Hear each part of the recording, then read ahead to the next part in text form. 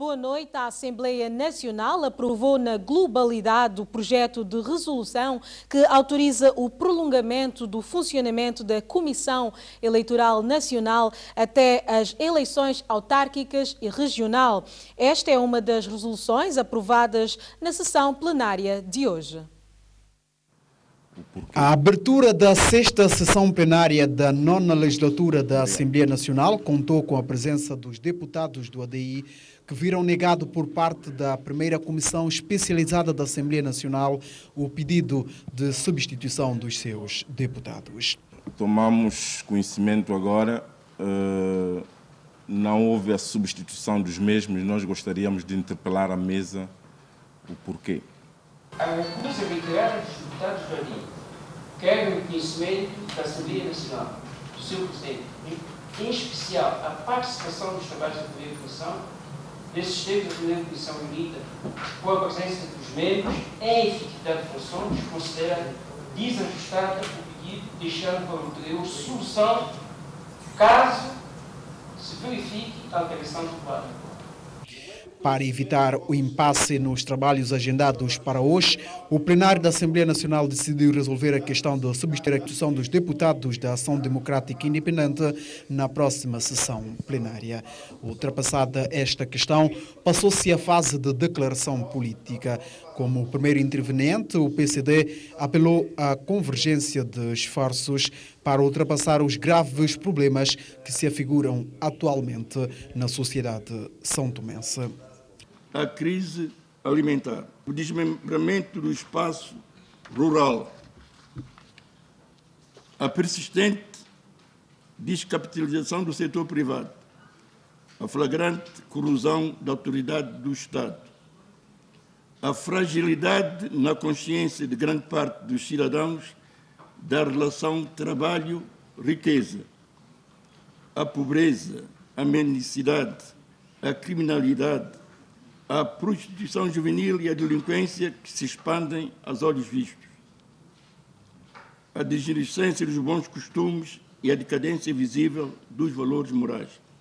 Enfim, no momento em que todos esses fenómenos se agigantam perante nós, torna-se imperioso e urgente enveredar pela via da adoção de um pacto de estabilidade e convergência entre as forças políticas. Vamos manter a nossa ação de controlo para ajudar a imprimir melhor dinamismo e mais eficácia à atividade governativa como forma de promover o desenvolvimento do país e melhorar a vida dos cidadãos. Para o exercício das funções de controle de ações governativas pelo Parlamento, a Constituição, o regimento interno da Assembleia Nacional constituem um conjunto de instrumentos específicos a funcionarem com a intervenção dos deputados. O Partido Ação Democrática Independente quebrou o período de silêncio na Assembleia Nacional para voltar a reafirmar a sua posição quanto à eleição do Presidente da Assembleia Nacional, a formação do 15º Governo Constitucional e reforçou as críticas contra o Presidente da República.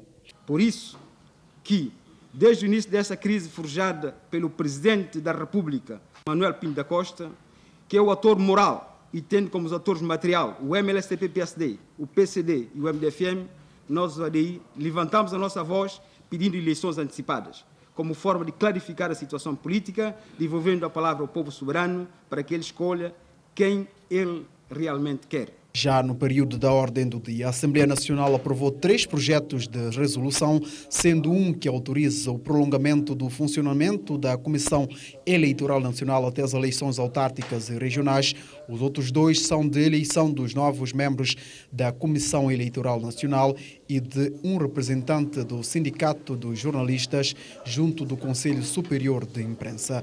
Por falta de alguma coerência, 2 outros projetos de resolução que deveriam ser aprovados hoje foram relegados para a próxima sessão plenária. Na abertura da sexta sessão plenária da nona legislatura da Assembleia Nacional, o presidente deste órgão legislativo, Alcino Pinto, apelou para um maior diálogo entre os políticos e pediu aos deputados mais trabalho. Quero, por isso, agora e aqui, lançar um apelo para que aproveitemos a oportunidade que se nos oferece para diálogo e harmonização entre nós. Entre nós, os principais autores da cena política nacional. Entre nós, a classe política e a sociedade civil. Entre nós, os governantes e os governados, sob as mais diversas formas. Enfim, entre nós, os cidadãos e cidadãs santomenses. Deixem-me, a propósito, recordar-vos que o mais básico, precioso e fundamental nós conseguimos a 12 de julho de 1975. Ora, o que é e o que era o mais básico? Foi o direito à autodeterminação, à liberdade e à independência nacional. Conquistamos tudo isso porque reinavam entre nós, os santomenses, e em particular entre os dirigentes e militantes da causa da independência, dentre eles muitos nacionalistas e jovens anónimos que se uniram à volta do então Movimento de Libertação de Santo Tomé e Príncipe, quer sob a forma da Associação Cívica Pro-MLSTP, quer sob outra forma qualquer, um nacionalismo muito forte. Minhas senhoras e meus senhores, faço-vos dessa tribuna e com o peso e influência do cargo que desempenho, mais um grande, urgente e vibrante apelo. Vamos dedicar um pouco mais, quiçá tudo que podemos dar à causa do nosso povo. Sejamos melhores dirigentes, sejamos bons deputados e boas deputadas, sejamos mais responsáveis e mais dedicados ao trabalho.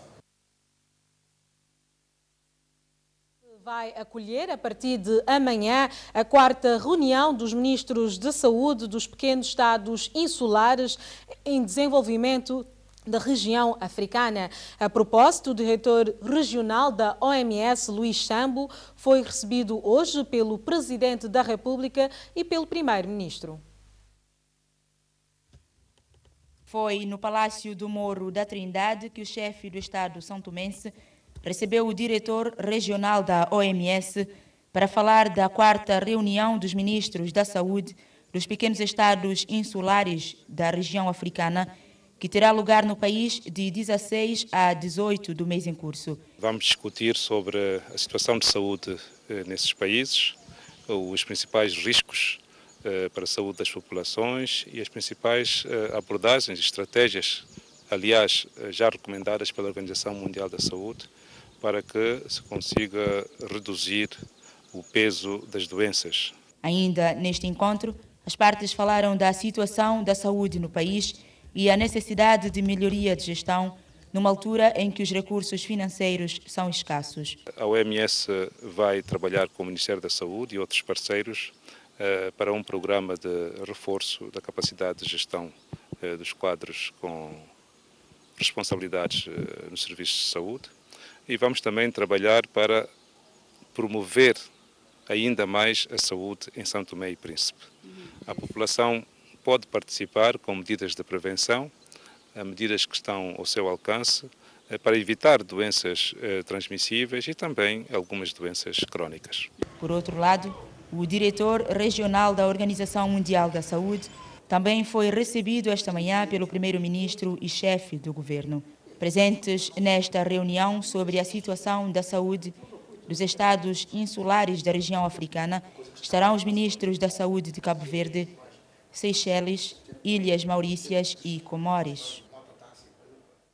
Os membros do 15º Governo Constitucional, chefiado pelo primeiro-ministro Gabriel Costa, depositaram hoje as suas declarações de bens no Supremo Tribunal de Justiça. Segundo um comunicado de imprensa a qual a TVS teve acesso, esta ação dos membros do Executivo, conforme acordado em reuniões do Conselho de Ministros, demonstra a determinação do governo de Gabriel Costa em prosseguir os objetivos de luta contra a corrupção, a promoção da transparência e da boa governação na gestão da coisa pública. Está no país uma delegação no domínio de hotelaria e do turismo da República de Angola para o estreitamento da cooperação bilateral ao nível do setor turístico. Hoje a delegação foi recebida pelo primeiro-ministro santomense Digo pelo ministro santomense do Comércio, Indústria e Turismo, Demóstenes Pires dos Santos. Uma delegação de hotelaria e turismo angolana está em São Tomé. A equipa traz um programa de atividades para ser desenvolvido em conjunto com o Ministério do Comércio e do Turismo e com o setor privado santomense. Uma ação que visa aumentar o reforço institucional entre os dois países nesta área. Nós temos um programa que vai de hoje até sexta-feira, com atividades a nível institucional e a nível do setor privado, o que vai permitir é que na sexta-feira, por exemplo, possamos fazer o balanço do que é que vamos conseguir realizar na elaboração de um plano de ações onde consta todo o trabalho. O que nós podemos ressaltar neste momento é que esta atividade que nós estamos desenvolvendo é para incrementar as capacidades, o reforço institucional, as relações bilaterais entre São Tomé e Angola no âmbito do turismo, que acaba entrando a componente da formação, a componente da gestão de unidades hoteleiras, a componente do investimento, portanto, várias áreas, mas, de facto, só no final de toda essa digressão, de toda essa semana de trabalhos, que prevê visitas a vários espaços, é que nós poderemos fazer um balanço, efetivamente, do que é que se vai fazer. O governo santomense deve promover o desenvolvimento sustentável e apostar no ecoturismo e no turismo rural. São palavras da diretora de Gabinete de Intercâmbio Internacional de Hotelaria e Turismo de Angola. O turismo é um fator de desenvolvimento muito grande, de integração das comunidades, de desenvolvimento sustentável. O povo de São Tomé, me parece que com o desenvolvimento do turismo, que já está dando passos concretos com a organização do próprio setor, com a cooperação bilateral, inclusive há pouco tempo o ministro de São Tomé e todos os ministros do turismo participaram na reunião da CPLP. Portanto, me parece, e como potencialidade turística que é naturalmente, que é uma das áreas, se o governo de São Tomé apostar concretamente no turismo, uma área de grande desenvolvimento, principalmente a nível do ecoturismo, do turismo rural, mas pegando no desenvolvimento sustentável. Um encontro entre o Ministro do Comércio e do Turismo e a delegação de Angola decorreu hoje no Ministério do Comércio. O novo embaixador santomense em Portugal considerou boas as relações de cooperação entre os dois países. No entanto, Luís Viegas admitiu que podem ser mais aprofundadas. O diplomata santomense, que recentemente entregou as cartas credenciais ao presidente português Cavaco Silva, disse que também tem como prioridade o reforço da cooperação nos domínios econômico, social, cultural, científico e desportivo. A nossa atuação vai ser sempre baseada em dois pressupostos, que são: pressuposto número 1, Portugal é um dos maiores parceiros tradicionais da cooperação de São Tomé e Príncipe. E pressuposto número 2, o segundo, é que em Portugal residem uma grande comunidade da diáspora santomense. O governo atual, na sua política externa, no seu programa de governo, no âmbito da política externa, definiu a necessidade de se implementar uma diplomacia económica dinâmica. E a Embaixada, enquanto um dos atores da política externa de São Tomé e Príncipe, reconhece a relevância e a importância do seu papel. Nós vivemos atualmente num mundo em plena mutação, num mundo em que os parceiros tradicionais se confrontam com tempos algo conturbados, um mundo em que o apelo do apertar do cinto tão comum no Sul, nas nossas, se me permitem o termo, nas nossas bandas, também já se fazem sentir e ouvir pelos contribuintes dos países tradicionalmente doadores de ajuda pública ao desenvolvimento. E no mundo justamente que mesmo o conceito de ajuda pública ao desenvolvimento, por estes fatores todos que eu acabei de citar, está a ser revisitado, está a ser repensado. Ora, nós, a Embaixada, o nosso país, nós temos que traduzir, dar conteúdo e forma à política já muitas vezes manifestada pelas autoridades do nosso país, no sentido de convidar para a cooperação institucional novos atores.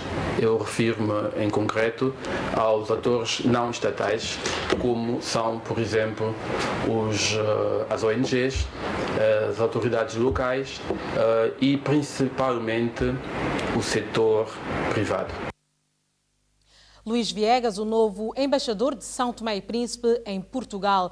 Uma residência ficou reduzida a cinzas em Madre de Deus. Na altura do incêndio, ninguém se encontrava em casa. A residência não tinha eletricidade, fato que faz a vítima suspeitar de fogo posto. A pequena residência e o que havia lá dentro ficaram reduzidas a cinzas. Os proprietários, que não se encontravam em casa no momento do incêndio, não entendem como o fogo pode ter começado, já que a casa não era eletrificada. Quando minha filha, foi sexta-feira de tarde, é que ela veio avisar que a casa de mãe queimou. Disse, qual é a casa? A casa ali não está na Angola. Queimou com toda a coisa, a gente não conseguiu proceder para tirar coisa. Eu estive no serviço. Meu sobrinho é que foi me chamar e vim à pressa. Até chegar, quando a casa tudo já queimado, não consegui salvar nada. Também, outros vizinhos também, quando eu fui chamar meu irmão também, não conseguimos salvar nada. Tá que nós não temos roupa, não temos nada. Minha mãe já está na falência, não temos nada. Segundo apurou a TVS, os bombeiros chegaram a ir até o local, mas a residência, que era de madeira, já estava totalmente consumida pelo fogo. O telejornal fica por aqui. Nós voltamos amanhã. Boa noite.